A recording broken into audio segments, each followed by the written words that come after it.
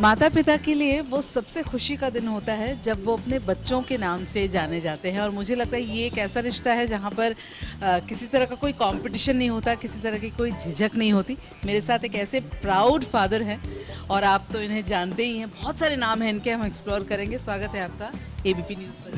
नमस्कार, नमस्कार। Thank you so much कि आपने अनन्या का भी ज़िक्र किया इसमें, बिकॉज़ मैं जब भी उसका नाम सुनता हूँ, आई गेट सो एक्साइटेड। और जब भी कोई उसकी तारीफ़ करता है, आई थिंक उससे बड़ी खुशी किसी पिताजी को हो नहीं सकती अपने बच्चों के बारे में। In fact it started with me, जब मेरे पिताजी हार्ट सर्जन थे और जब मेरी पिक्चर लगी थी आग ही आग, वो एक हार्ट सर्जन्स के कॉन्फ्रेंस में गए थे दिल्ली।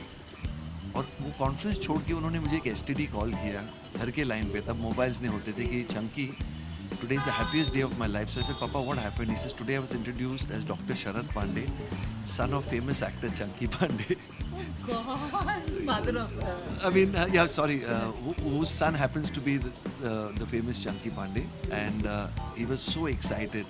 और अब जब भी मैं अनन्या का नाम किधर सुनता हूँ, I get so excited. In fact Karan Johar ने मुझे कहा था एक बार कि बहुत जल्दी तुम अनन्या के डैडी के नाम से जाने जाएंगे। तो मैंने सोचा था शायद 4-5 फिल्मों के बाद लोग मुझे अनन्या के डैडी बुलाएंगे, बट पहली पिक्चर के बाद ही अब छोटे बच्चे आके मुझे बोलते uncle uncle how's Ananya, you Ananya's daddy, you know. तो it's the greatest feeling on earth. नहीं नहीं, आई एम श्योर। और इतने हैंडसम फादर जो जिनका एक सेकंड फेज हम कह सकते हैं शुरू हो गया है। पहला फेज तो उन्होंने करीब 80 फिल्में आपने की हैं अपने दौर में, और वो गाने, मैं तेरा तोता तू मेरी, मतलब मैं कितने गानों का नाम लूँ, मतलब we have grown up with that. And आज जो एक नया फेज़ है चंकी, जिसमें आप बैडमैन के किरदार बहुत बखूबी निभा रहे हैं। मतलब I couldn't believe seeing him in Saaho, जहाँ पर आपके एक्सप्रेशंस और आपके डायलॉग्स, मतलब wow. Thank you, thank you, thank you. In fact पहले तो मैं आपको थैंक यू कहना चाहता हूँ, because you called me such a young daddy. काश लोग मुझे बोले, oh that is Ananya's younger brother. I am joking. लेकिन हाँ, जो ये मैंने नया अवतार लिया है, ये बहुत ही डेंजर किस्म का अवतार है। जैसे आप देख रहे हैं इस वक्त मैं लाल कपड़ों में हूँ, लाल चश्मे भी पहने हैं, डेंजर डेंजर कीप अवे। लेकिन ये सब शुरू हुआ मेरे घर के अंदर ही, बिकॉज जब भी मेरी घर में मियाँ बीवी का झगड़ा होता था, मी एंड माई वाइफ, कभी भी हर महीने एक छोटा मोटा क्वारल तो होता ही है, very healthy for a successful marriage. तब वो हमेशा मुझे बोलती थी, oh you such a real life villain.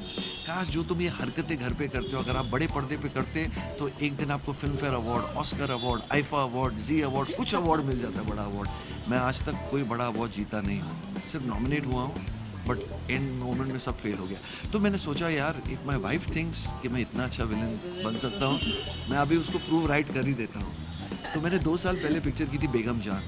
उसमें एक बहुत ही खतरनाक, बोलते ना, घिन आती है उस कैरेक्टर को देख के बना था। 1947 पार्टीशन का वक्त था और मैं एक मर्सनरी का रोल कर रहा था, कबीर, गंजा, दांत काले, लुंगी कुर्ते में।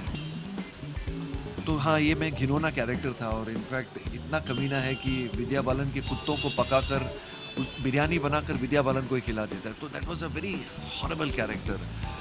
ये डायरेक्टर जो थे साहू के, सुजीत, उन्होंने ये पिक्चर देखी हैदराबाद में, और शो से निकलने के बाद सीधा उन्होंने मुझे मोबाइल पे फ़ोन किया कि I just saw your film, my name is Sujeet, अपने आप को इंट्रोड्यूस किया, मैं कल आके आपको मिलना चाहता हूँ। तो आए मुझे मिलने के लिए। बाहुबली 2 तब रिलीज़ हुई थी। बोला, भाई मैं पिक्चर बना रहा हूँ प्रभास के साथ। पहले तो मैं जंप मारने लगा, बल्ले बल्ले बल्ले, वाह वाह प्रभास के साथ। बिग फैन यार, मैंने बाहुबली 2 को 4 बार देखी है, 1 भी 4 टाइम्स देखी है। बहुत हम्बल हो, पता है, मतलब एक एक्टर होकर के, सक्सेसफुल एक्टर होकर दूसरे एक्टर की तारीफ करना, इट टेक्स अ लॉट।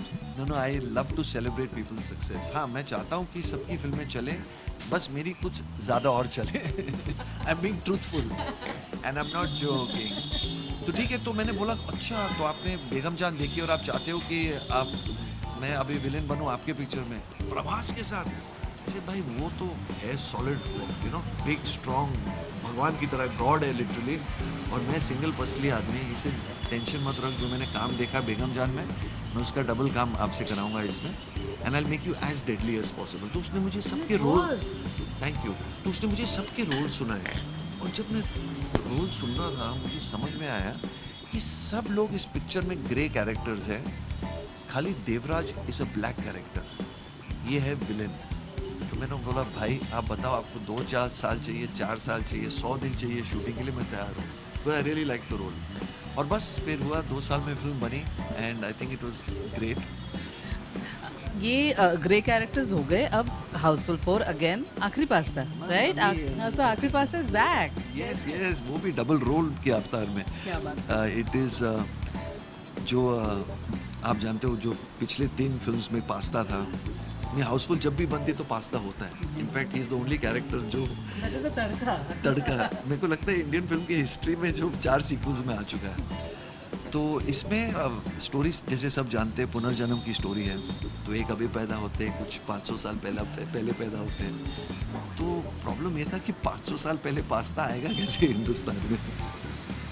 तो वास्को ड गामा मेरा मामा, how do you say that? Vasco da Gama मेरा मामा।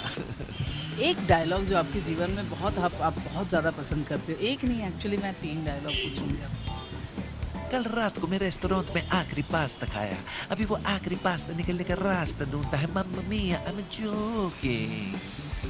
मेरा फादर इटालियन, उसका नाम फेटुचीनी पास्ता। मेरा मदर इंडियन, उसका नाम सेवैया पास्ता।